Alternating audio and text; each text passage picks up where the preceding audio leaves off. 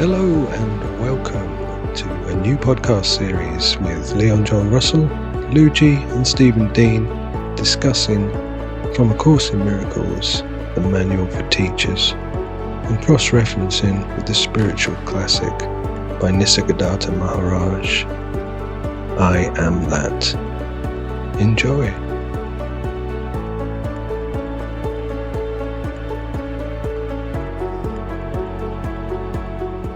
There we go, gentlemen. Great to see you both. How are you? I'm fine, and it's great to see you two as well. It always is. Looking forward to another show, and here we go. A poet, and I don't know it. Okay. You well, though? Always good in Africa. Yeah. The sun always shines in Africa. It shines a lot here as well. It's been 100 degrees for the past couple of weeks. Gosh. Oh my God, it's just, I suppose it's going to be thunderstorm today, but at least they'll water the yard for me. We've had a strange thing in England for the first time in years called a summer. I remember one of them in England back in 1975, I think. I was working out in a park at the time, and it was a glorious long summer. That's the only one I can remember when I lived in England. It actually lasted any length of time. In 1975, yeah, sure, it was 1975. Still spoken 50 years ago. We've got about 17 months of summer in South Africa.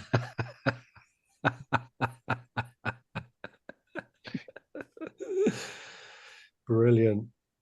So as you both know, I've got a special edition of the course. I have the leap year edition. Right. With 366 lessons in the workbook. All right, okay. Yeah, and 32 chapters in the text. And obviously I keep that lesson to myself because I'm special and it's something just for me. I believe that God entered the dream momentarily just so that I could have this special version of the course. But I try to not make a big song and dance about it. I just, Well, I can't fault you. Yeah, you shouldn't tell anyone about that. Yeah, keep it a secret, man. It's for you. Absolutely, keep it a secret. So I don't have this section, Are Changes Required in the Life Situation of God's Teachers, because I'm obviously already perfect and got everything nailed on. So I've looked it up online. That's why I sent you an extra chapter then. You're so perfect, you need this extra chapter. I mean, that don't make sense. Everybody needs at least one special friend.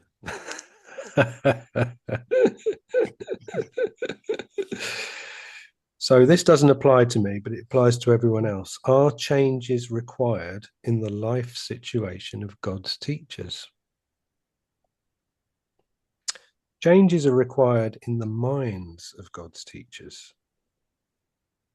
This may or may not involve changes in the external situation.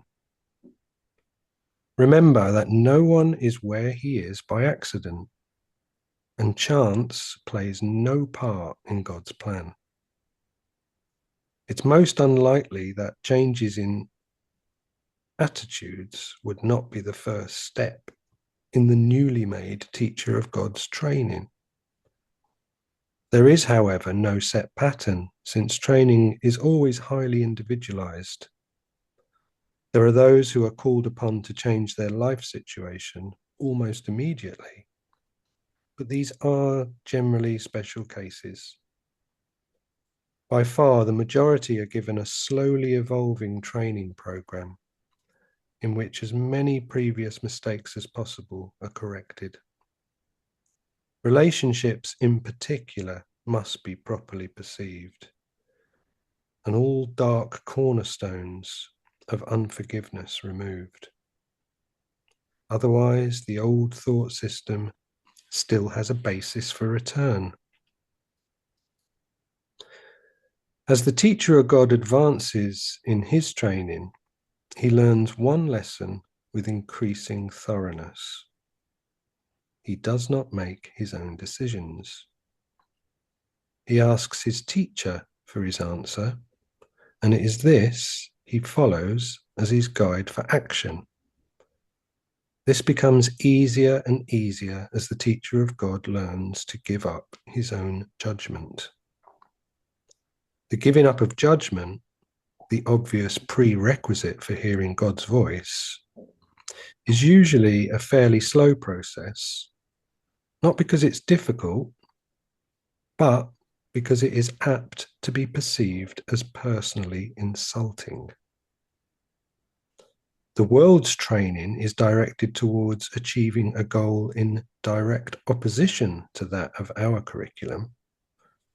The world trains for reliance on one's judgment as the criterion for maturity and strength. Our curriculum trains for the relinquishment of judgment as the necessary condition of salvation. Well, one thing I'd like to say about that to start is that before I started the course, I used to know my fair share of angry and unreasonable people.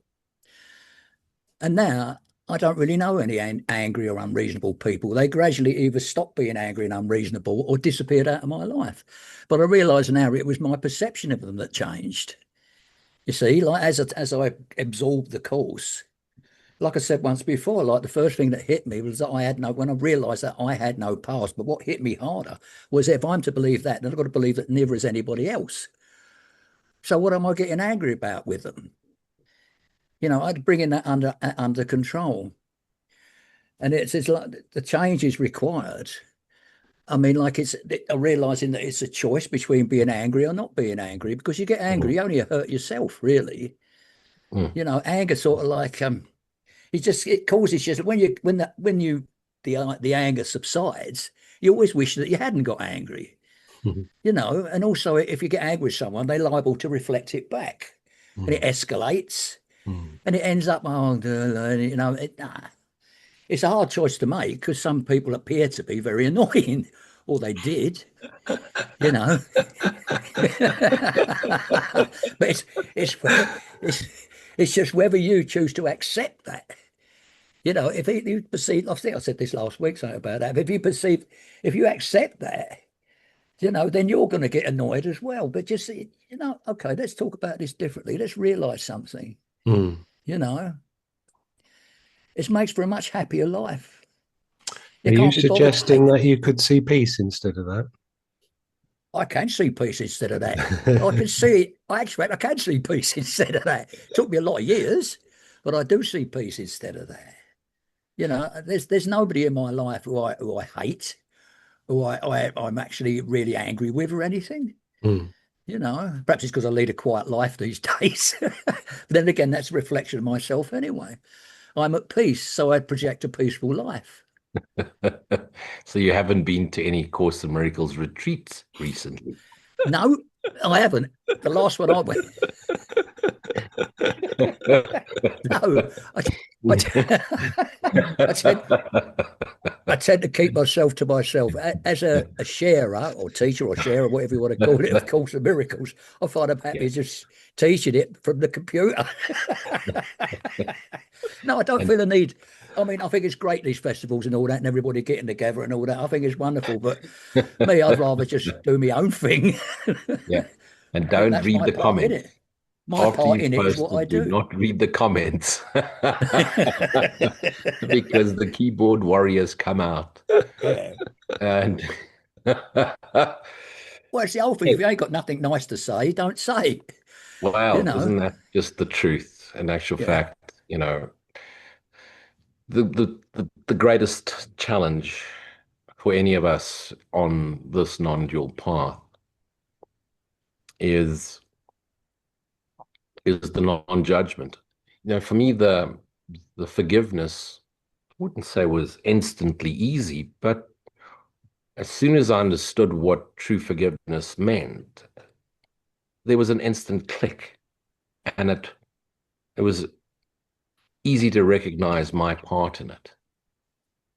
You know, the dreaming mind projected this character through which I perceive my error, and hereby try and use my judgmental filters perception to stay trapped in the world by finding error and judgment. Yep. And that was the next step. That's been the challenge. And I'm now 15, 16 years into the course, I think. And it's Same as only me. in this year that it really, the echoes of eternity really brought it into the present moment awareness. And the relinquishment of judgment. Our curriculum trains for the relinquishment of judgment as the necessary condition of salvation. What's the condition of salvation? One of Leon's favorite sayings is, God comes to a quiet mind. God only comes to a quiet mind. And why is that? Because a quiet mind is a non-judgmental mind. It's not judging.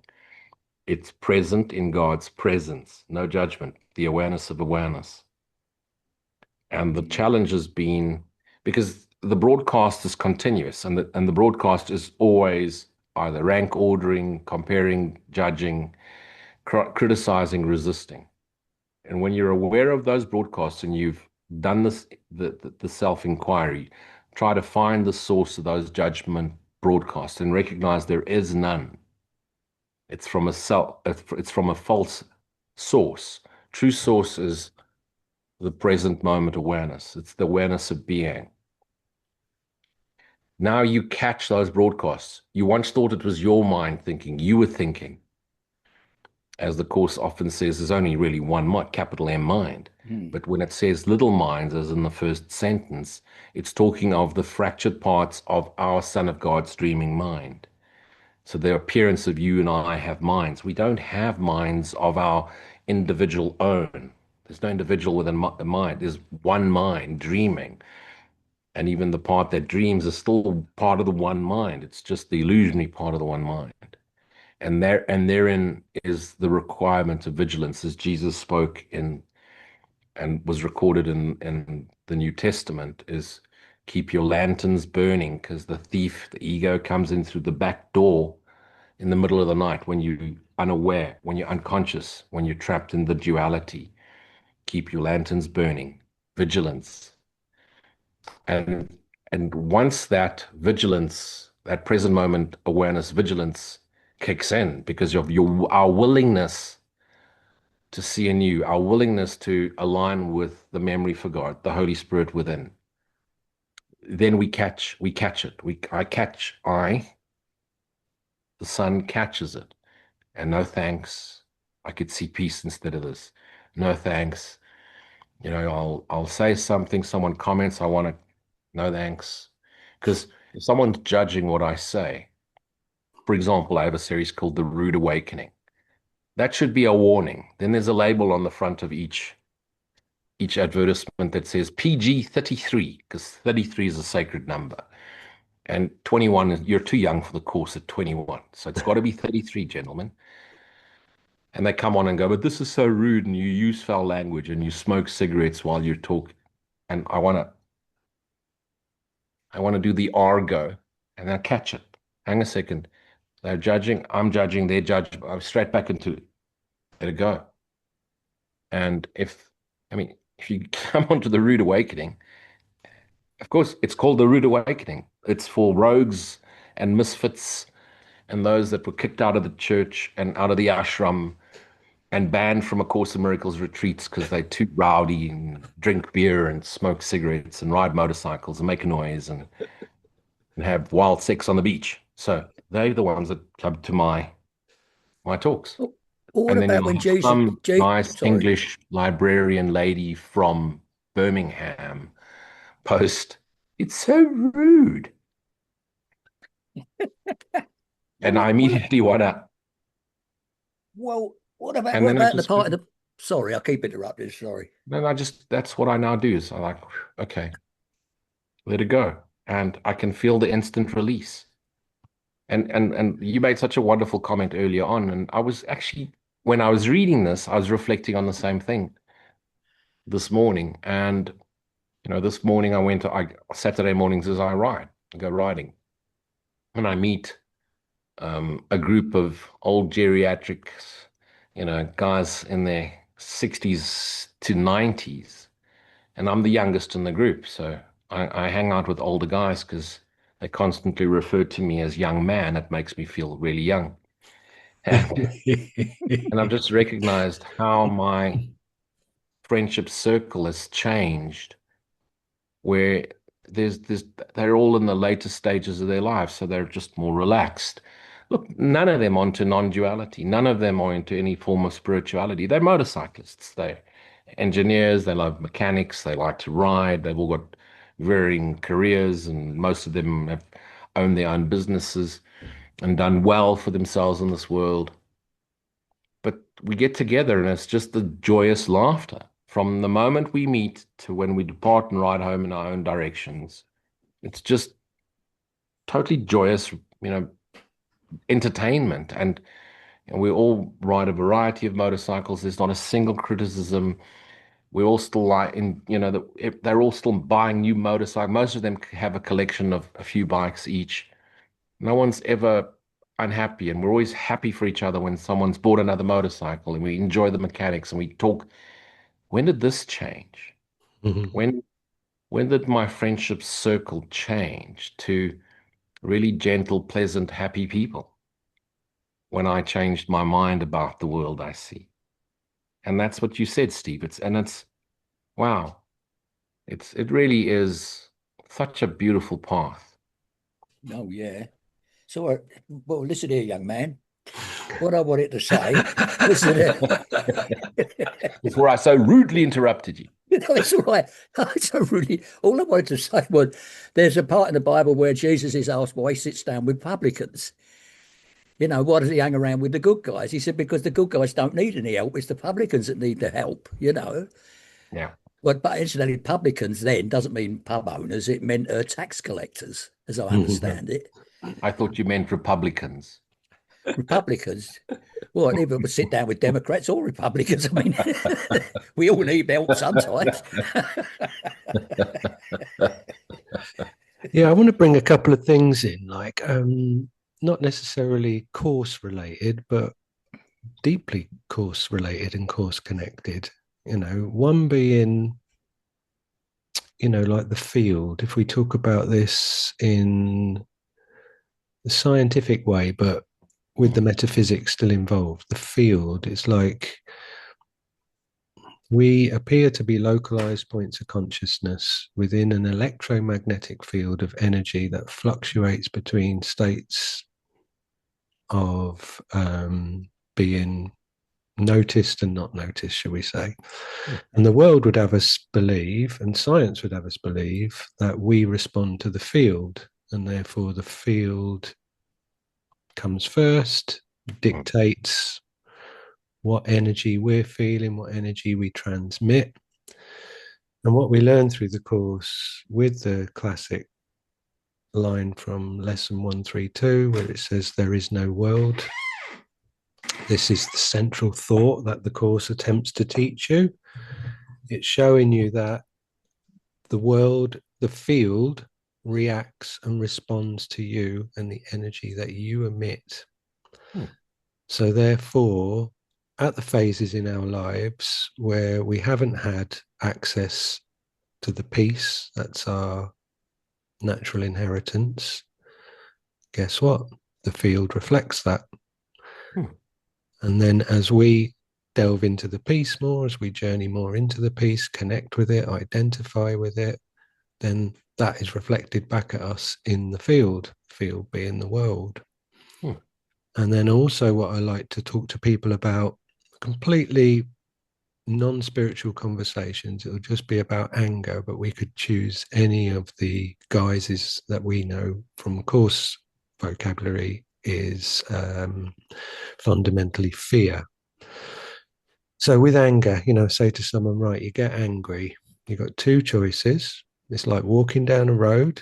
You just keep going down that road and you stay angry forever for the rest of your life because you've made a decision to be angry and you're going to bloody well stick to it and you've committed to that way of seeing things So you've got one choice. You either stay angry and go down that road until it reaches its conclusion, or at some point you think to yourself, God, I don't like being consumed by this anger.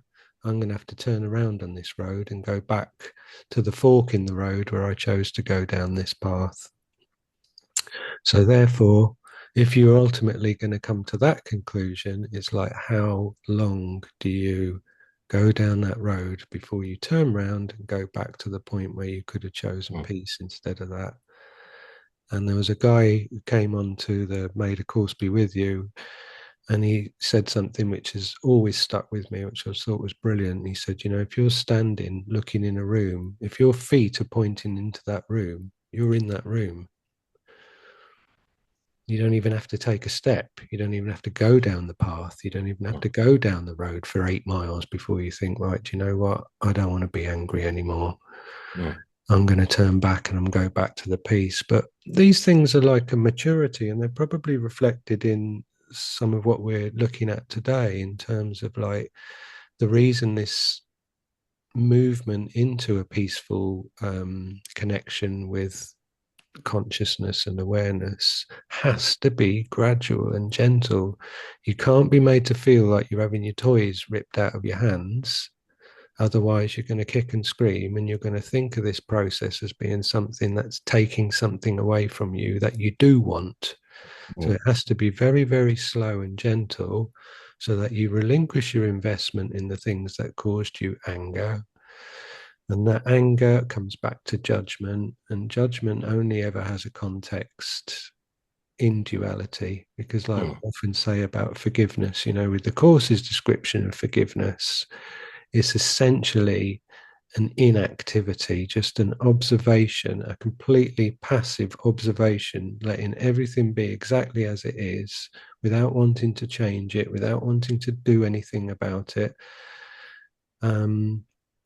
And to identify with that doesn't mean that the judgments aren't going to arise in your awareness. Thoughts arise. It's just whether you identify with them. If your feet are pointing into that room, are you going to step into that room? Are you going to go down that path? Are you going to go down that road? Or are you just going to be aware of the mechanisms of mind with a little m, like you say, Lou, and forgive that? As you were saying about your experiences this year, realizing judgment exists and then identifying with the part of your mind that's observed the judgment and just chucking that in the pot of all things that need to be forgiven. Yes. Beautiful. The judgment only exists in duality anyway, because if you're going to judge anything, you've got to judge it against something. As I said the other week, in oneness, there's nothing to judge anything against. It just is. Judgment isn't possible. This is something that exists here. By removing the best you can judgment from yourself, you're getting closer and closer to home. In the silence of peace. Incidentally, what you said there about fields, and this is a video I made I made a video some time back about the flower of life.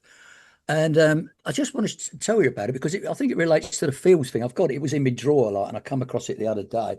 This is the old flower of life, right? As they say, the great mystery, like they say, it's this sacred geometry in action, sacred geometry, and all that. But really, as I look at it through the learnings from the Course of Miracles, what it really is, you see, outside this outer ring, there's just the great oneness. There's just the oneness of nothingness.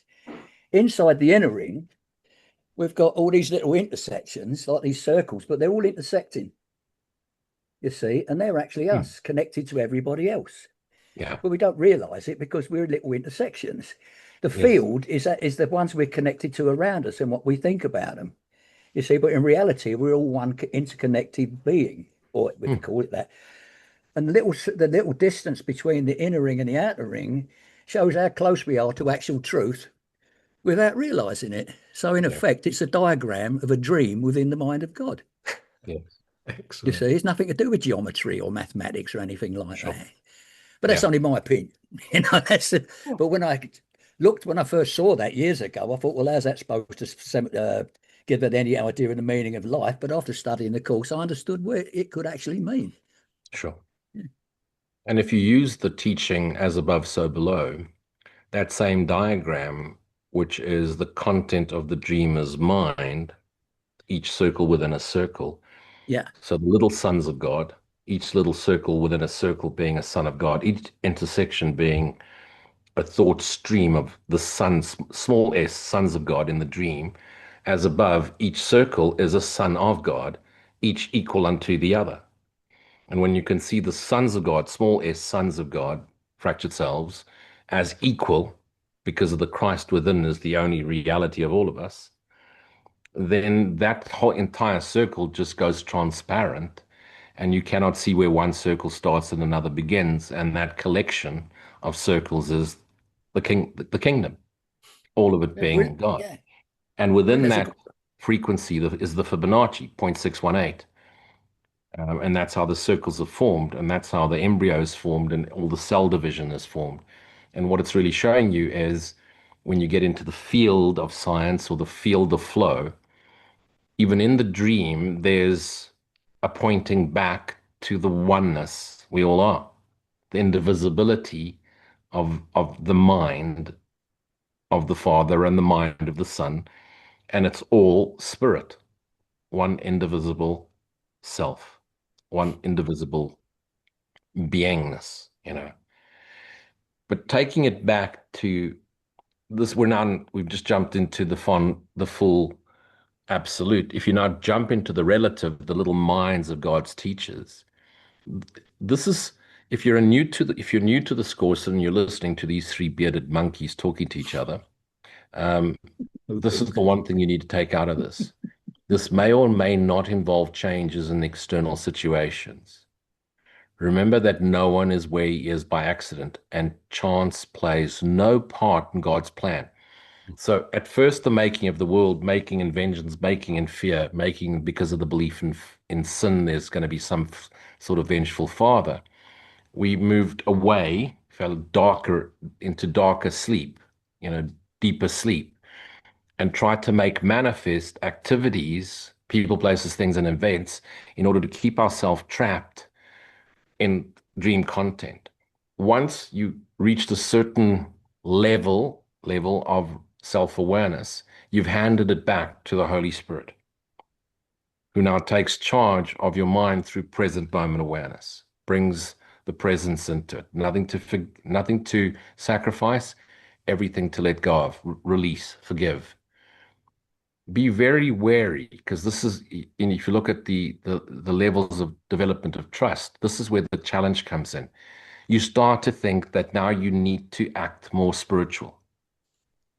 You need to get rid of this. You need to speak in softer tones. You need to change your wardrobe, shave your head, and wear an orange robe or Jesus sandals and paisley colored grandmother's curtains. And hey, none of that's required. Be authentic to yourself, play out your fractured mirrors, desires and needs, and whatever it is you pursue, because in everything is the echo of eternity. Nothing to give up. You don't get rid of your family and go follow some guru or some holy teacher. It's each one of us fractures appears to be unique. What makes us unique is not true. What makes us identical is, and what makes us identical is the Christ within. It is most unlikely that changes in attitude would not be the first step in the newly made teachers of God training. So the attitude is, I can see peace instead of this. It's the recognition before I judge, before I make up my mind, before I decide what I need to do. You're doing nothing. I need do nothing means you can do nothing. No matter what appearance of doing appears, you're still doing nothing. It's really the non-doing. There is, however, no set pattern, since training is always highly individualized, or so it appears. Okay.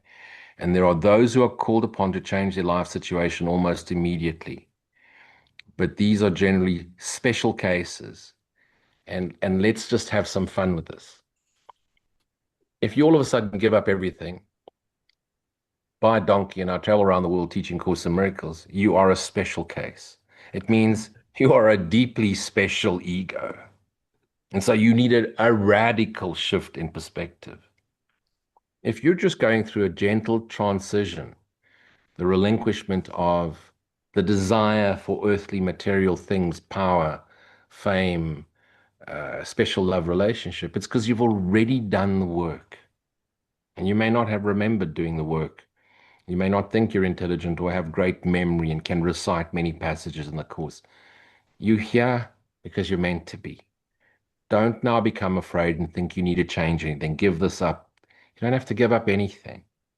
Just the minute you give something up, you've made it real and now you want to throw it away. The minute you try and hang on to it, you've made it real, you want to hang on to it. No resistance. Let go. Open hand, open mind. But recognize this is really that one chapter that says, recognize you don't know anything. You cannot know anything. There's nothing to know. If you take the collective knowledge of every little fractured mind in the universe and you put it all together, it still knows nothing. True knowing is being. And in being, there's no thing to know. There's just the awareness of being. And even the awareness of being is a concession for something that cannot be explained. But take heed in this specific chapter. Don't try and change. Don't try and become spiritual. You know, it's not calling you to give up your day job, abandon your family, and now go and teach spirituality and do ashrams and retreats. Be authentic to your fractured self's appearance and talented nature, and just go out and pour yourself back into it. Don't try and detach. Don't run away. Love all of your fractured mirror. Don't try and polish the mirror in order to change the image. Accept all of it and recognize it starts to reflect back at you. It's taken me 58 years to figure this out. That's why we learn from each other. How would we have recognized the non-duality having been raised Christian if it wasn't for a Jesus who transcended non-duality and left clues and messages along the way? Learn from one another. You don't have to fall in a hole to recognize there's a hole there. You can watch your brothers that fell in there before you and learn not to do this, not to make the same mistake. It's given a slowly evolving, and the word evolving is the eve of love, a slowly evolving training program in which as many previous mistakes as possible are corrected. It's seeing anew, especially relationships. Don't be in a hurry to change your life. Give things up. Okay, that's me. Fantastic, dude. I love that. Yeah. There's a couple of things I want to just weave together from what you've said there. That was absolutely brilliant. It was. It was brilliant. Brilliant. It's because I'm special, guys. I mean, Indeed you special are. Otherwise teaching. you wouldn't be on here. That's right. We wouldn't hang around with him otherwise, would we, Steve? It is written. It is written. The special Let's say, monkey like, if you look at the whole illusion as if it was a book, we're on, say, chapter 7. We don't know what's in the next chapters. We're talking about what's going to happen, what we're going to do, but it's the book's already written. Yeah. We move through it thinking that we know, oh, we're going to change it, we're going to change that. You can't change nothing. You can change yourself, but it's in the next chapter. Yeah. Do you get what I mean? Absolutely. What happens in the book is that we do change ourselves. But we're on chapter 7. And when we arrive at chapter 10, providing it all gets, let's say, there's an epilogue, but when we get to chapter 10, that's the book over. We finish the book and it's all done. We're home. Beautiful. I want to but if it's already written, it's written. But it's written that we did this. Yeah. I want to put these two things together. So remember that no one is where he is by accident. Yeah. And chance plays no part in God's plan. And then he does not make his own decisions. He asks his teacher for his answer, and it is this he follows as his guide for action. I think people really benefit from having a conversation and clarity around connecting with the teacher. People might be thinking, what is that? How do I hear that? Some people identify, as we say a lot in this series, people ultimately, as it tells us in the course, mind is a state of pure abstraction, but we need form and specifics on the path to reconnecting with that abstraction. So for a lot of people, the human symbol of a man a brother called Jesus helps them on the path to abstraction. And for other people, they prefer the symbol of the Holy Spirit, which has no form but has a voice. But ultimately, if some people are struggling to identify what their inner teacher is, you can just simply go to feeling of like whether or not there's discord, whether or not there's disharmony. So if we use a simple example of like you're standing at a fork in the road, you don't know whether to go left or right. My inner teacher, look left. What does that feel like? Look right. What does that feel like? Inside yourself, which one of those paths, those options is peaceful, is creates no friction. So I think there's something to be talked about around this. Yeah. This is a vital discussion point, and let me elaborate on this. So you read something like, as a teacher of God advances in his training, he learns one lesson with increasing thoroughness. He does not make decisions on his own. I want you to recognize you've never made a decision because you've never had a thought. You've always thought you thought. And therefore, thought was as if you've made a decision, but in actual fact, you're in flow. The script is written. The actor on the screen doesn't decide anymore. It's already played out. As Steve was saying, you're on chapter 7, but the book ended on chapter 10. Authors closed the book. It's been scripted. So recognize you've never made a decision. You've just been in resistance to the decisions you think you've made, or you've been in agreement with the decisions you think you've made, which our dreaming mind is making on our behalf and playing out through us. He asks his teacher, capital T, for his answer. So we're talking directly to the voice for God, the memory of God within. We're talking to our Father through our higher self, our Holy Spirit, for his answer. And it is this he follows as his guide for action. This becomes easier and easier as the teacher of God learns to give up his own judgment. Okay, so people ask me, but hang on a second, Lou, I've now given it over to the Holy Spirit, but I'm not hearing anything. I'm not hearing the voice for God. Yeah. No, you will not hear the voice for God. If you're hearing voices, you've got to see those nice people that dress in white and give you pills and then give you this beautiful white jacket that generally sort of belts up at the back or zips up at the back. I've got one of those. You do? Yeah. Okay. I gave mine away, so I no longer have it. And they put you in those nice padded white cells with soft music in the background so you can't harm yourself or anyone else. So if you're hearing voices, okay, no matter who they are, ascended, disaster, master, doesn't matter. If they appear and disappear, it's not real.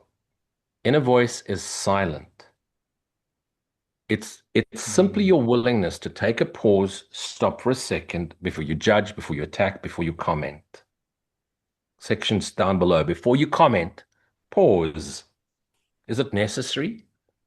Am I really commenting to say thank you to my brothers? Or do I need everybody to realize how special I am and I know better? Or you're just crying for love and you need to tell your story? There's 3 reasons why most people post. Comments down below. Remember this before you post. So, before you stop. Take a deep breath. Align. What does alignment mean? I could see peace instead of this. Show me another way to see this. Pause. Rest. Inspiration is spontaneous and without thought. Inspiration, there's no pre-thought. Leon, when your music flows through you, Steve, when your creativity and music and art flows through you, have you recognized there's no pre-thought? There's just flow. And words may come with it, obviously, in terms of lyrics and music or creativity in your talk, Steve, but there's no more thinking. And words are flowing, but you haven't thought about it before. You haven't sat down, Leon, and said, okay, tonight I'm writing a love song.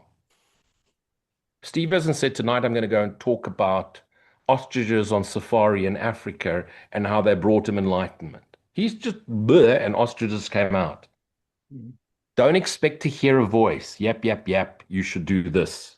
Or some apparition where an angelic figure appears in front of you and says, change your life, donate all your money, and give Louis all your money so you can buy more motorcycles. Well, maybe that might be true. If he says that, it's true. Then listen. Okay, so don't expect a voice. Abide. Silence. Gratitude. And when the inspiration comes, it comes with total clarity. And there's no pre-thought. There's no afterthought. There's a pure awareness and an inspiration that wants to flow through you. And if it hasn't come with total clarity, pause. You haven't forgiven enough for the clarity to come. Your mind isn't sufficiently quiet enough. Your fractured mind isn't sufficiently quiet enough for the inspiration to flow through it. What does it mean, a quiet mind? The filters are gone. Quiet mind is a mind with no filters. And so the light flows through it. I'm using words, but the light flows through it unencumbered. Abide. Don't be in a hurry. The whole purpose of learning patience is to be present in timelessness. Boom. Does not make his own decisions. He asks his teachers. Who are you asking? You're asking your highest self. The answer's already within you. It's your simple willingness to ask, and you will be shown with clarity. And it is this he follows as his guide for action. This becomes easier and easier. Do not rush through this. The giving up of judgment, the obvious prerequisite for hearing God's voice, is usually a fairly slow process, not because it is difficult, but because you little shits, you Course in Miracle students, yes, I'm pointing at you, are mirrors, because it is apt to be perceived as personally insulting. Why? Because we all know better. We've read the Course twice. We're now all experts in what God wants. Be patient with yourself. Be patient with your teachers.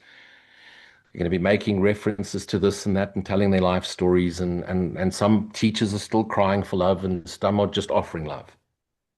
Before you comment, before you judge, hey, what are you doing? What are you doing? And if you can get accustomed to that pause before I blah, you'll see how beautiful it aligns you. Take it from a guy who could forgive, but the judgment has taken me lifetimes. And in this lifetime, in the light of all eternity, what's 100 years? So it's only of late, and I say in the last year or two, where the clarity of my own self-judgment has really become obvious. And that came through a willingness to go, don't comment. That's the same happened to me when I decided to start teaching the lessons. I know what the lesson is, and I just start speaking. It just comes out. I mean, I'm speaking from my own understanding. But if Jesus is of the Holy Spirit speaking through my brain, he can only use what's in the brain. Like, you can use a computer. You can only make the computer do what it's programmed to do. Sure. And what I've learned from the Course in my way of interpreting it, like if he speaks through me, which he does, I know because it just flows. And afterwards, sometimes I have to listen to it myself to purely take in what I've just said. And it just flows. I mean, my video is always very short because I originally did it for Instagram, who only let me have 59 seconds. And when the lessons, I couldn't fit them into 59 seconds. I used to do part 2, but there was no more than part 2. And it just flowed enough to fill it out. The reason why I wanted to do them so short anyway, to make them so precise, is because I think, as I've said before, in my travels, I met lots of people who had the Course in Miracles on their bookshelf, but they just tried to read it, decided it was too convoluted, stuck it on the shelf and forgot about it. And I thought my part in this is to try and simplify it enough to rekindle their interest. So I just explained the lessons as simply as possible. This is what it's about. So go back and have another look. It's up to you, but my part, I think, is just to sort of like nutshell what it's about, and then it'll give you an idea of where to begin. And all of my lessons, I made over 800 videos now. When I first started, I thought I'd be lucky to make 10 before I actually got to the lessons. And here I'm at nearly 800. Wow. But it's but they're all flowing videos. Before I started the lessons, I should talk about the metaphysical side of it. But it's all interesting stuff. I know some teachers say like the metaphysics isn't important, but it is for me because it had to make sense to me before I could start teaching it. I couldn't just say, right, you've got to love each other. I've got to explain why you've got to love each other and what the reasoning is beyond what is the backup for all this. I understand the metaphysics pretty well, but to me, I had to understand the metaphysics, and the way I teach things or share things, rather, is any way you want to put it, is for people who need to understand the metaphysics. Not everybody does, like good old Ken Wapnick said, like, just be kind. Well, that's cool, but you can't tell people just be kind. I mean, he had to teach. I mean, he was teased to do. He was I mean, not. I love Ken Wapnick is great, but even he doesn't suit everybody. His university lecturer style, doesn't suit everybody. But he suits a lot of people. I mean, like, when I stayed with Dave Hoffmeister once, like, he invited me and my wife over to his place, and before we parted, he said to me, like, I speak from the heart, meaning himself, and you talk to the man in the street, which I suppose is true. Because if you speak to the man in the street with something that makes sense, then he's more likely to carry on, more likely, to take an interest in what you are saying. That's I don't like part. speaking to the man in the street. They just piss me off. Well, they don't piss me off, but that's the difference, I suppose. I mean, I don't speak know. From the heart. I speak from the man in the street. I don't know about you two, but personally, I can tell whether somebody's judgmental just by looking at them. Well, that's a special judgment in itself, isn't it? The special gift, Leon. You have a special gift. You got a special gift of judgment before even talking about it. Just by looking. Is that with or without your glasses on? Doesn't matter. Doesn't matter. I can just tell. And that's why you hoot at women that walk past your car even while they're carrying cake. Yeah, that's right. Brilliant. How do I know you do that? Because you see, I have the special gift of psychic ability, and I know you do that. What a gift. What a gift. I reckon it sounds like a change is required in your situation, Lou. Yeah. It does say in my special edition, if you've got more than 5 motorcycles, then you won't be allowed back into heaven. I don't know. Well, I still have time to sell a few, so just sell one. The problem's solved. Only 5. Is that what the Holy Spirit told you, Leon? Only 5 motorcycles. It's here. I'm not. It's there, black and white, in the special edition, the leap year. I'm going to rewrite the Course of Miracles because the Holy Spirit told me last night it needs a condensed version. Somebody actually did rewrite it, didn't they, and called it A Course in Love. Okay. Someone read it 5 times and decided to rewrite it herself. It's called A Course in Love. I've never read it. Oh, Lloyd Lapp, Lloyd Lapp, he read it and said, well, it wasn't for him, shall we say. Right. But it doesn't need rewriting in the sense that, it's a rewriting of it. It's actually a disappearance of the universe. That rewrites it. That would not rewrite it, but that speaks to the person. It makes it much more straightforward. I read, when I started with A Course in Miracles, someone recommended, the person who turned me onto it, so to speak, recommended I should read Disappearance of the Universe first, which I did. And it does help. It does give you a good foundation to start the course on, I think. Yeah. The other line I want to draw attention to is the world's training is directed towards achieving a goal in direct opposition to that of our curriculum. Yeah. The world trains for reliance on one's own judgment as criterion for maturity and strength. Our curriculum trains for the relinquishment of judgment as the necessary condition of salvation. And I was reading this same section to a friend a couple of years back, and he's got a wicked sense of humor, and he was going through quite a difficult divorce at the time. And he said to me, but this is good advice for married men.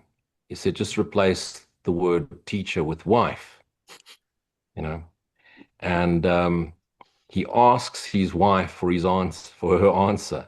And as he follows her as his guide for action, this becomes easier and easier. So don't argue with the wife, just listen and do whatever you're told.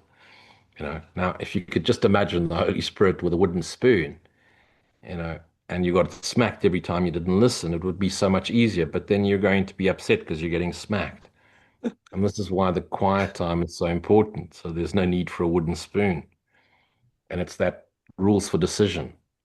I could see peace instead of this. Pause.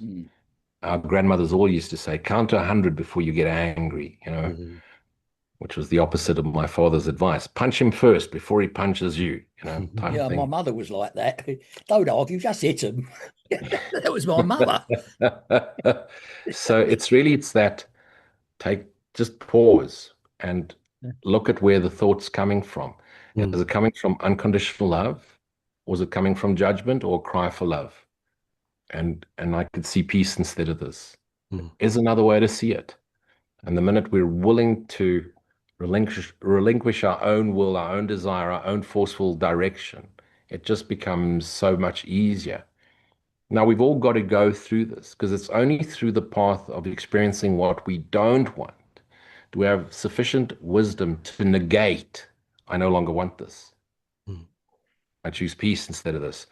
It's not I choose X, Y, and Z instead of this. It's I choose peace instead of this. It's always returning to peace. I don't know what's good for me. Let me not choose. And I mean, that sounds very unambitious. Do not ever use this in an interview, a job interview, because they're going to say, oh, well, no ambition, useless. You're going to do nothing. But it's really not pre-deciding. It's allowing it to be shown. And if you and take it from someone who's spent his whole life in strategy and marketing and business and driving and planning. I didn't think it was possible until it started giving me proof, because the Holy Spirit will always give you proof. And in my willingness to surrender and abide and just stay in a state of gratitude, the clarity would come. And that's when I changed my career and moved into fixing companies. Because in previous attempts of turning businesses around, it took so much effort and strategy and quoting from textbooks and getting everybody to align and have workshops where everybody has an input. I just went quiet, came back, shared it. Everybody loved it, and things would just align. Why is that? Holy Spirit knows what's the best direction for all of it. And interestingly enough, people that wouldn't want to align would just leave. They wouldn't want to stay. No one was ever forced to go. Didn't have to get rid of anyone, didn't have to fire anyone. And amazingly, the minute you took a certain direction, all the right people would come on board. And, I became well known for a turnaround guy in South Africa. And everybody thought it's because of my qualifications and background. It wasn't. It was just because of the stillness, my willingness to be shown, and the clarity of the path was directly ahead of me. Well, it's funny you're talking about job interviews, because I spent, in my long and varied career, I spent 6 years in transport. When I first went for an interview, I was just looking for a job. I just wanted a job. And there was a vacancy for a trainee transport operator. I've never had anything to do with transport before, but I got an interview and I went along, and he's talking about this job. And he said to me, the boss, he said, so what makes you want to be a trainee transport operator? I said, well, I don't really. I said, all I ever wanted to be was a rock and roll star. But he stared at me, he stared at me for about 30 seconds. He said, right, okay. All right, well, we'll let you know. And off I went. And I got a phone call on the following Monday saying, you've got the job. Bring your guitar. I was so shocked him, he gave me the job. And I ended up the manager. So it was really, from his point of view, it was a good choice, because I took to the job like the old proverbial duck to water. But I couldn't tell him that I'd always wanted to be a transport operator. I didn't even know what a transport operator did at the time. But I did. At that time, I wasn't an aspiring rock and roll star. It didn't happen, but I had a great time playing in bands over the years and all that. But by being honest with him, I ended up with a job, and I enjoyed that job while I was doing it. I only left it because the company relocated to a place I didn't want to relocate to. But it was a good time. I got that just by being honest. What was wrong with Outer Mongolia? It's a bit plain. It's a bit all them long deserts and stuff like that. It's a bit boring. And was it just not much goes You on there really? sounds very judgmental, Steve. Those Well, that's what camels, I you thought. could have found a lot of forgiveness in those Well, camels. if I'd have gone to Outer Mongolia, I might have liked it. I never know, but I just didn't fancy it. But the idea of a transport office and out of Mongolia seemed a bit absurd to me anyway. In control of all the camels. I don't think it's camels. Is it out of Mongolia? It's horses, isn't it? Like the old Mongols, they're a big horsemen. If I remember rightly, the Mongol hordes, it was all about horses. They used to drink horse milk and everything. They were their total means of support. Anyway, I got off subject a bit there. Again, that's just flow. It's Yeah. coming through you, and whoever's listening needs to hear this. Again, that's Well, I that's might the never. beauty. It's no judgment. No judgment of what appears, and no judgment of subject object, the decision maker. Because the minute you're judging either this or that subject object, you're straight back into it, and it's going to bring you straight back to that. How do I get out of this? How do I get out of this? Because you're beating yourself up again. There's no getting out of it. There's just releasing it. There's nothing to get out of. There's nothing to change, fix, make better. It's just letting go. It's the relinquishment of judgment. And it's a giving up that gives you everything you've ever wanted. Because you really have no idea what you want. Think about everything you've ever owned, pursued, wanted, desired, chased after. Has it truly given you peace? If that was the case, you wouldn't be here listening. Those who truly are peaceful, those who have quiet minds, those who have the Holy Spirit fully present in their awareness, they have no need for the Course in Miracles. They certainly wouldn't be listening to us. They'd be out there joyously celebrating life and sharing their being with all those around them. So recognize that everyone on the spiritual path is trapped in duality. Very often people that are non-spiritual, kicking a soccer ball around or a rugby ball or riding whatever, they probably have done the work. It's the spiritual ones, the special ones that need the work done. That relates to what we said earlier about Zen and the art of motorcycle maintenance. As I remember from that book, the guy's got this beautiful motorbike that he's really, really proud of, but he knows nothing about the mechanics of it. And he takes it to a mechanic to have it serviced. And he's sitting there watching this mechanic pick up his spanner. And then suddenly the mechanic gets called. It's nearly lunchtime. And he says, "Oh, I'll just do this before I go." And he notices he's got a spanner that's too big for the nuts. And he's rounding off his beautiful chromium bolt heads. Now, what the hell are you doing? He tells him to stop that. And then he realizes if he wants to treat that bike the way he wants it treated, he's got to learn how to do it himself. And that's how he relates it, learning to look after his motorbike, relates it to the Zen of looking after himself. That's why it's called Zen and the Art of Motorcycle Maintenance. It's a great read. That's how it profoundly affected me that way. That was back in, I think it was 1982. I think I read that. That's a long time ago now. But I firmly admit it's one of those books I always remember. There's a reason that forgiveness is like the absolute central driver to this entire system. And that's because it makes it perfectly clear to us that judgment is like so incredibly entwined, and if we just summarize the last bit of this, where it, like Lou was just picking up a minute ago, like the world's training is directed towards achieving a goal in direct opposite to that of our curriculum. The world trains for reliance on one's judgment as the criterion for maturity and strength. Our curriculum trains for the relinquishment of judgment as the necessary condition of salvation.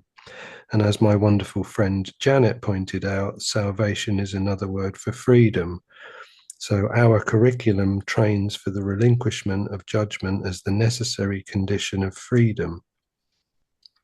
And even how the world is set up with like a child's reliance on a parent, deferring to a parent's advanced position for information and to make judgments. Oh, that's hot, that's cold, don't go near that, but don't do it, whatever it is. It starts off in the script like that, to the point where you get to your teenage years, and then you need to find out who you are without being enmeshed within your parents' identity. But because judgment is so incredibly central and prevalent, it's telling us here in no uncertain terms, and we know it anyway, it's like the whole world is set up so that you rely on your own judgment, and then that's your criterion for maturity and strength.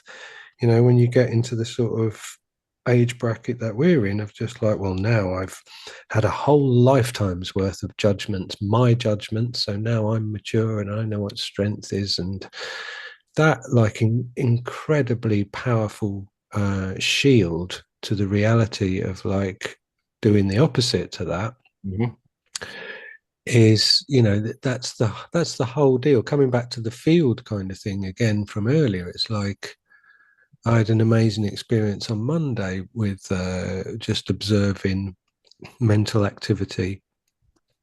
And I remember listening to this guy ages ago, and he was having a psychedelic experience, and that was amplified his observation of every single moment being, let's use the word being, but an experience of pure being, or falling into thought, identifying with thought. And I had this experience on Monday. It was incredible. It was like, right, I was having this experience of pure being, and I would say to myself, to start off this little cycle, I go, everything is made out of love.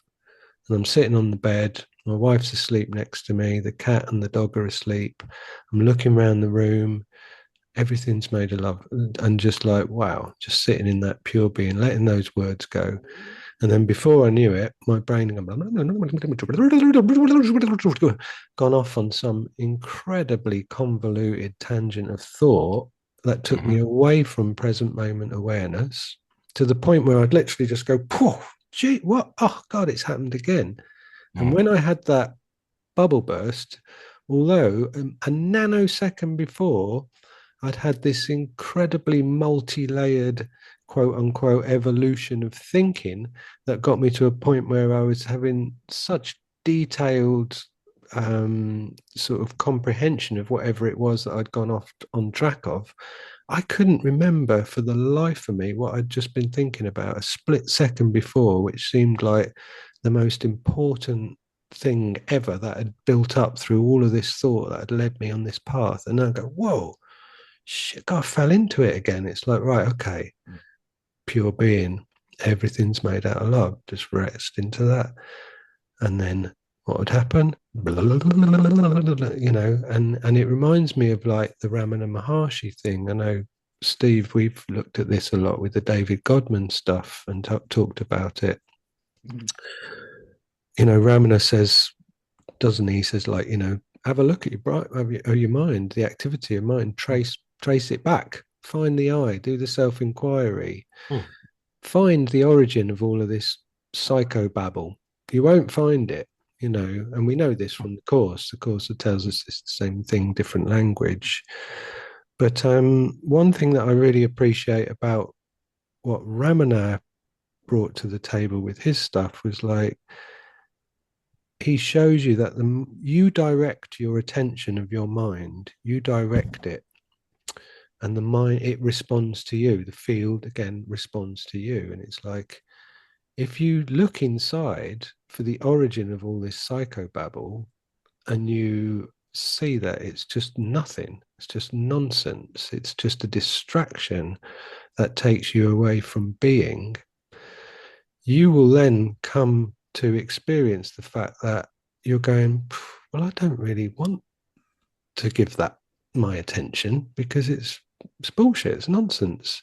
And although that seems like a tiny little encapsulation of that whole scenario, that's enough for to start your mind identifying with going, that's not for me, I'm not going to go down that path, because it will remind you that your state is pure abstraction, like it says in the Course. But you won't stop it. all that'll happen is like it'll be blubbering. It'll be like having the radio on in the room and not being bothered about hanging on every single split second of what's on the radio. Don't miss anything that's on the radio. Yeah. Yeah, the radio is always a great analogy, Dion. Yeah, I And was just going to it's say that that. recognition you've never had a thought. So, you know, and that's why that last line of the first paragraph, otherwise the old thought system still has a basis for return. It's not your thoughts. It's your thoughts as in the I that dreams, but not you as the character which it dreams, which it projects and dreams out and then experiences the contents of its own dream. The puppet doesn't have a say of its own. The puppet doesn't decide where it's going to move and what character it's going to play in the play.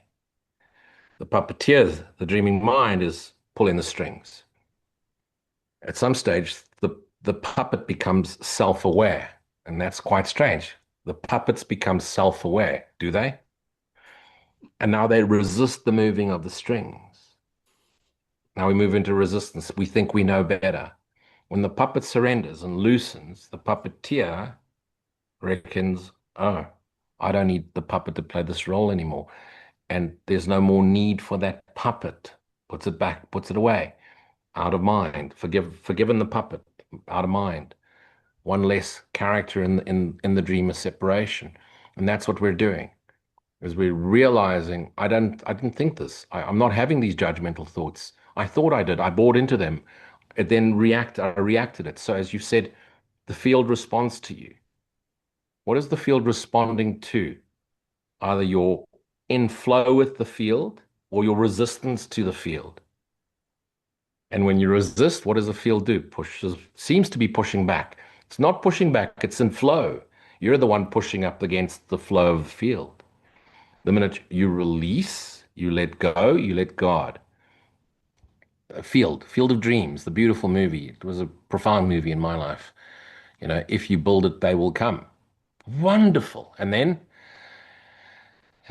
you'll have to sell tickets, and then they'll demand a bigger stadium, and then they'll want more lights, and then they'll decide on who should play and who shouldn't play, and then the fights will break out. And really? If you build it, they will come. Yes, they will, and it'll drive you insane. You could have just left your farm just as it was and had a beautiful field of farming, whatever, and farmed and had been happy. But no, you wanted to build a baseball stadium in the middle of your field, of your crop field. Hmm. If you build it, they will. That's what we've done, Son of God. We've dreamt, and we wanted to bring famous sports stars to a field. Why? Because you needed attention. You felt an emptiness inside. You needed to fill it with people, places, things, and events, as opposed to go into a life of flow. But like I say, you've got to go through all of this.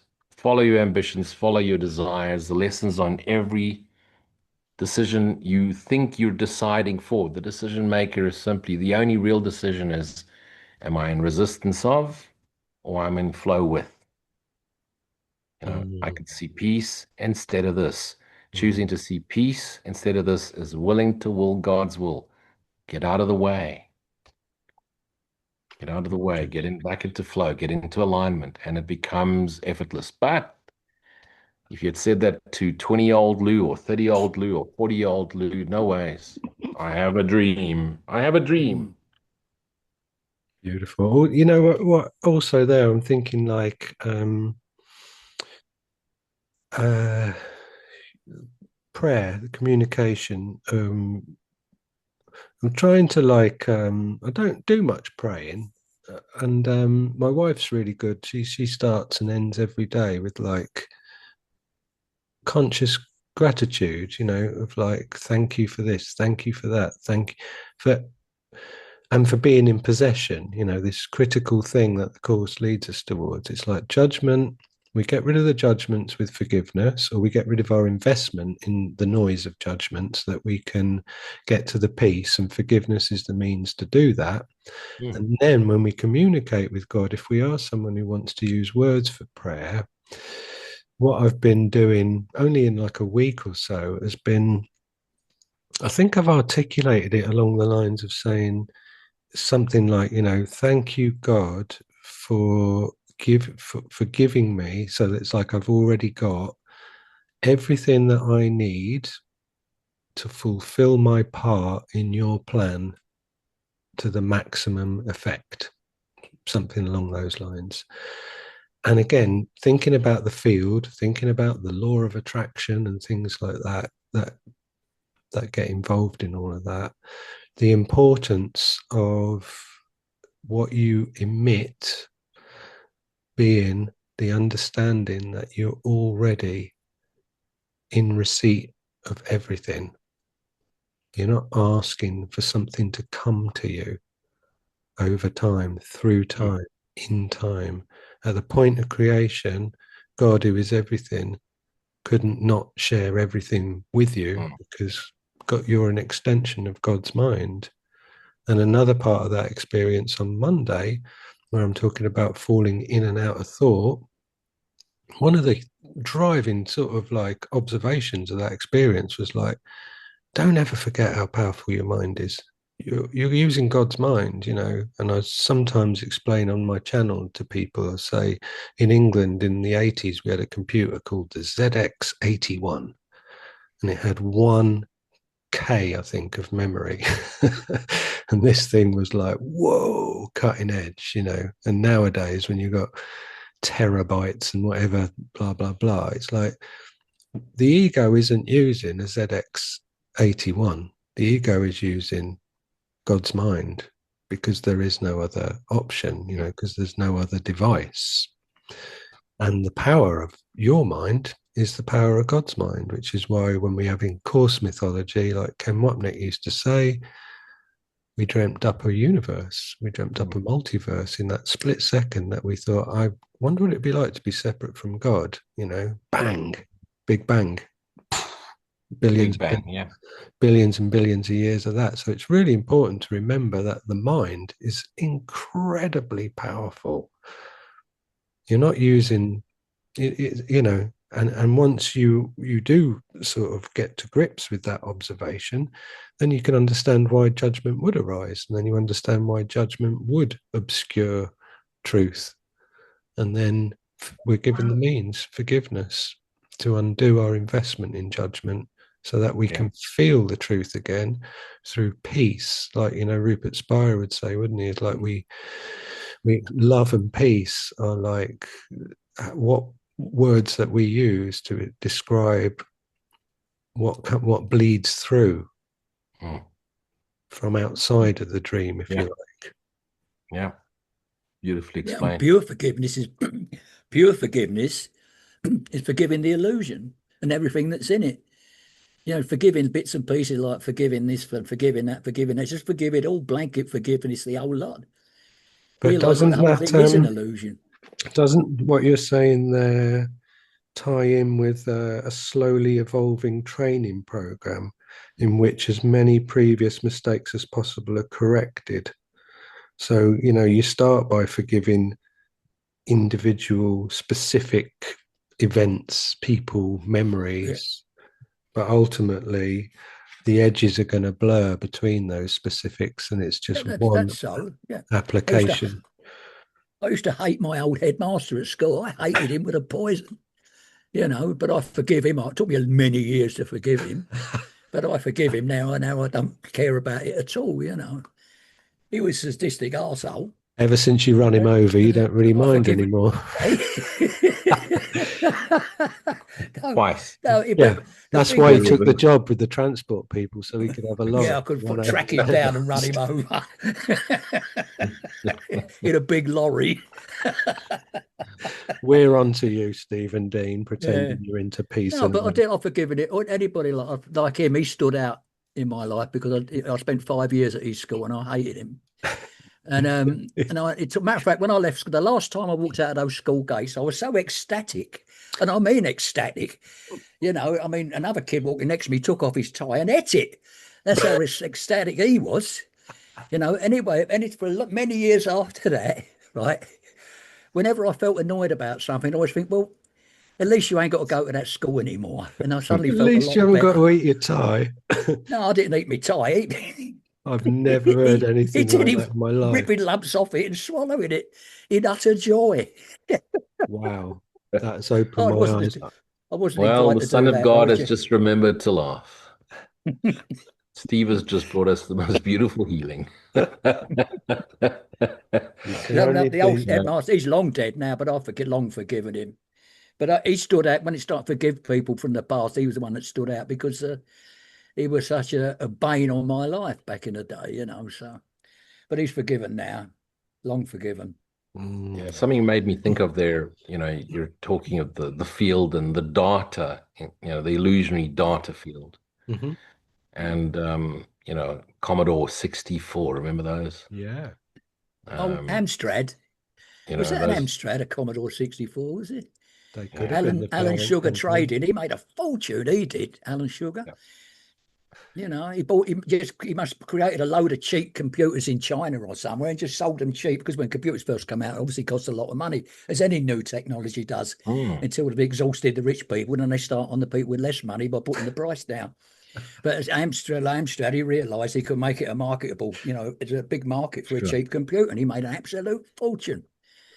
Amstrad Trading, Alan something Sugar Trading, genius marketing. I bought one for my son. It had a joystick. It didn't have a mouse. It had a joystick. Well, You know, yeah. yeah. So if you think about the field of dreams, Mm. which is just the flow of attention or the presence of awareness, it's one or the other. Mm.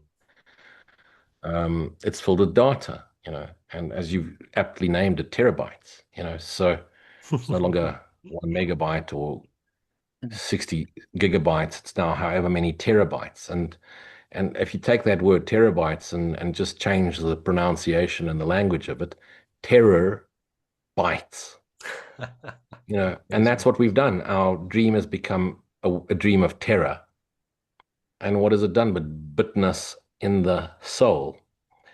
And this is our dream. Yeah, This there's is our lots of those dream of terror. there's little clues in the words that we use to Mm. describe the dream. It's almost like it's a big computer game and we're in it, like terror That's it. bites and stuff like And that, we're getting bitten by the terror in our dream, because Yeah. we wanted this adventure. We wanted to usurp the power of God through our own, what we thought was creation, which just ended up being manifest. And then as we start to see the pattern, what do? We get trapped into law of attraction. Now we want to attract people, places, things, and events to us. Well, there's only one true law, the immutable law of God, and what's given to one is given to all. Mm. If you apply that law in the dream, Mhm. law of attraction is actually um, law of reciprocity. Now, it's not an exchange law. It's not reciprocity as in I'll give you this and you'll give me that, which is the terms of special love relationship. True reciprocity is what's given to one is given to all. And when you share everything you have, you get given more than you've ever needed. Why? Because to share it means you already have it. And that's how we relinquish gently and gradually. Because if it gets taken away from you immediately, you'll be resisting and be in denial and fighting it, kicking and screaming every step of the way. That's why for most of us, it's a very gradual, gentle letting go, slowly, eve of love, evolving training program, slowly evolving, slowly bringing us into the recognition of our shared self, our interconnectedness with everything in the universe. We share our being with everything in our universe. Everything is its shared being. And the essential nature of that shared being is joyous peace. The closest we come to the recognition of self in God. So it's let's be so grateful. I mean, to Ramana Maharishi, there was a ripcord, a ripcord of a yanking out of his young teenage body into a step out and above. And then he spent the rest of his life in an ashram with thousands of annoying devotees bothering him every day while he just tried to read his newspaper on his bed and talk to the donkey and pat the cow on the head. Can you imagine? I can't It, imagine anything worse. And devotees. Bringing you rice cakes and nonsense. Is that a judgment, Luke? Yes. I'm But hanging on to that judgment. he didn't It is, actually teach anything for about 20 years or something. I forget how long it was, but it was years before he actually started teaching. yeah. I mean, as I understand it, he'd be sitting in his ashram and people would come to see him, but he didn't want to talk to them. So they just used to sit around him, getting off on his vibe, you know. Yeah, his And highest eventually he just, teaching was his silence, wasn't it? And he used yeah, to, if you yeah, wanted his him peace, the to, peacefulness of the man radiated from him, and they just sat around absorbed in his yeah, peacefulness. I mean, that's I mean, as teaching goes, that's pretty good, you know. it's top To level, just, mate. yeah, That is the top level, that's like the top level, as you say. Meher Baba and people like that who just Mm. taught silence. And Ramana would say, if you want me to read a book and have a chat with you about something you're bothered about, then give us the book and we'll have the chat. But ultimately, my highest teaching is my silence and sit near it. And it's the field, it's the conversation feeding itself, isn't it? Yeah. He Beautiful. emitted silence into the field, silence being the ultimate reflection of abstraction, Mm. abstraction being the nature of mind, mind being our reality within God's mind. Mm. And Mind within silence and mind and stillness, holy mind. That's it. Mind within yeah, mind and holy mind.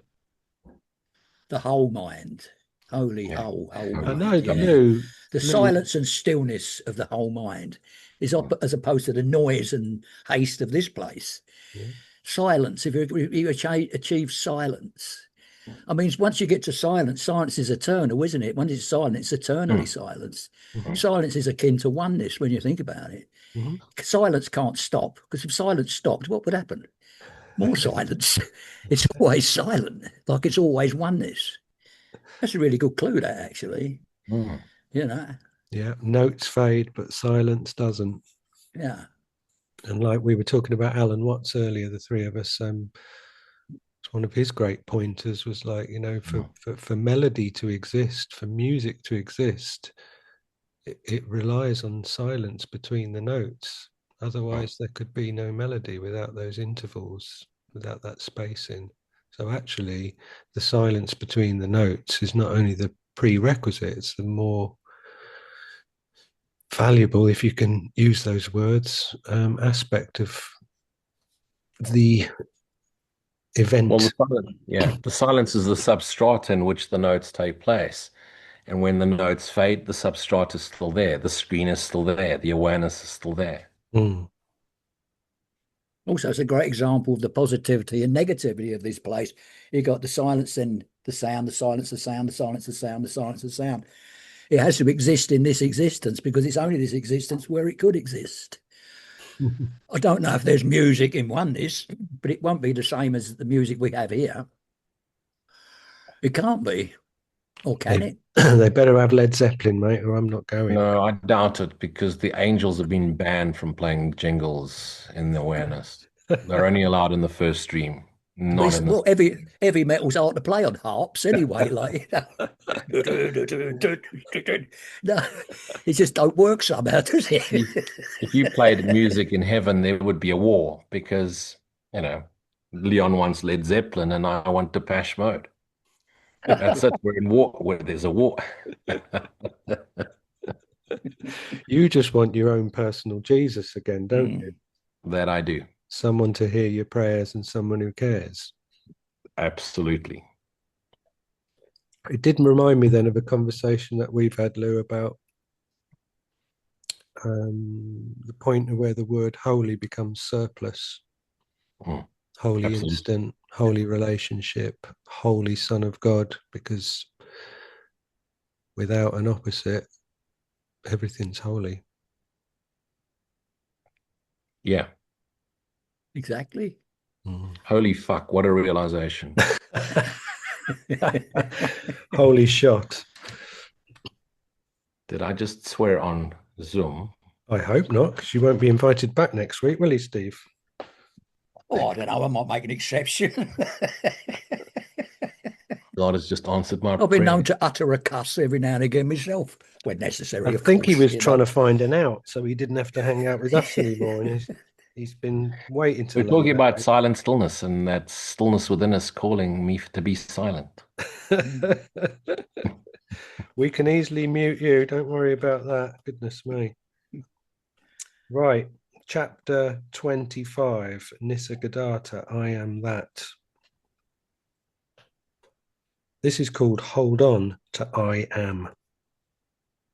And the question says, are you ever glad or sad? Do you know joy and sorrow? Call them as you please. To me, they are states of mind only, and I'm not the mind. Is love a state of mind? Again, it depends on what you mean by love. Desire is, of course, a state of mind, but the realization of unity is beyond mind. To me, nothing exists by itself. All is the self. All is myself. To see myself in everybody and everybody in myself most certainly is love. When I see something pleasant, I want it. Who exactly wants it? The self or the mind? The question is wrongly put. There is no who. There is desire, fear, anger, and the mind says, this is me, this is mine. There's no thing which could be called me or mine. Desire is a state of mind, perceived and named by the mind. Without the mind perceiving and naming, where is desire? But is there such a thing as perceiving without naming? Of course. Naming cannot go beyond the mind, while perceiving is consciousness itself. When somebody dies, what exactly happens? Nothing happens. Something becomes nothing, nothing was, nothing remains. Surely there's a difference between the living and the dead. You speak of the living as dead and of the dead as living. Why do you fret at one man dying and care little for the millions dying every day? Entire universes are imploding and exploding every moment. Am I to cry over them? One thing is quite clear to me. All that is, lives and moves, and has its being in consciousness. And I am in and beyond that consciousness. I am in it as the witness. I am beyond it as being. Surely you care when your child is ill, don't you? I don't get flustered. I just do the needful. I do not worry about the future. A right response to every situation is in my nature. I do not stop to think what to do. I act and move on. Results do not affect me. I don't even care whether they're good or bad. Whatever they are, they are. If they come back to me, I'll deal with them afresh. Or rather, I happen to deal with them afresh. There's no sense of purpose in my doing anything. Things happen as they happen, not because I make them happen, but it's because I am that they happen. In reality, nothing ever happens. When the mind is restless, it makes Shiva dance. When the restless waters of the lake make the moon dance. It's all appearance due to wrong ideas. Surely you're aware of many things and behave according to their nature. You treat a child as a child and an adult as an adult. Just as the taste of salt pervades the great ocean, and every single drop of seawater carries the same flavor, so every experience gives me the touch of reality, the ever-fresh realization of my own being. Do I exist in your world as you exist in mine? Of course, you are and I am, but only as points in consciousness. We're nothing apart from consciousness. This must be well grasped. The world hangs on the thread of consciousness. No consciousness, no world. There are many points in consciousness. Are there as many worlds? Take dream, for example. In a hospital, there may be many patients, all sleeping, all dreaming, each dreaming his own private personal dream, unrelated, unaffected, having one single factor in common: illness. Similarly, we have divorced ourselves in our imagination from the real world of common experience and enclosed ourselves in a cloud of personal desires and fears, images and thoughts, ideas and concepts. This I can understand, but what could be the cause of the tremendous variety of the personal worlds? The variety is not so great. All the dreams are superimposed over a common world. To some extent, they shape and influence each other. The basic unity operates in spite of all. At the root of it all lies self-forgetfulness, not knowing who I am. Essentially, he's watching the movie, isn't he? And realizing it's a movie. You know, that bit where he says, what about if your child is ill? And he says, well, he's saying, well, the script gives me the right response. It's there anyway. I'll respond rightfully. Mm-hmm. As you would do if your child was ill. You will respond as is in the script. And how that goes back to he does not make his own decisions. He lets his teacher, he asks his teacher for his answer, and it is this he follows as his guide for action. It's the doing and the There you not have doing. it. It's not an actual, I choose to do this, I'm shown to do that. It's just a spontaneous, natural flow. That is our inherent nature, and if we use forgiveness to remove our investment in judgment, then we dial into it and it's there. Yeah. And we recognize it as a feeling of peace, and peace as an echo of love, and love and peace in this world as an echo of our true state in perfect oneness. Sure. Yeah. And we've only got words as signposts, but we try our best to use as few words as possible, and to use words that are as universally representative and understood as can be to those of us who identify with those words.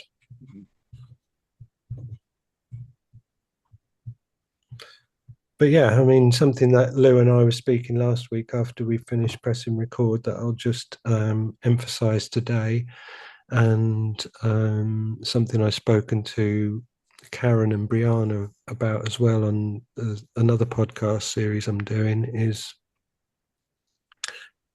my gratitude for the communion of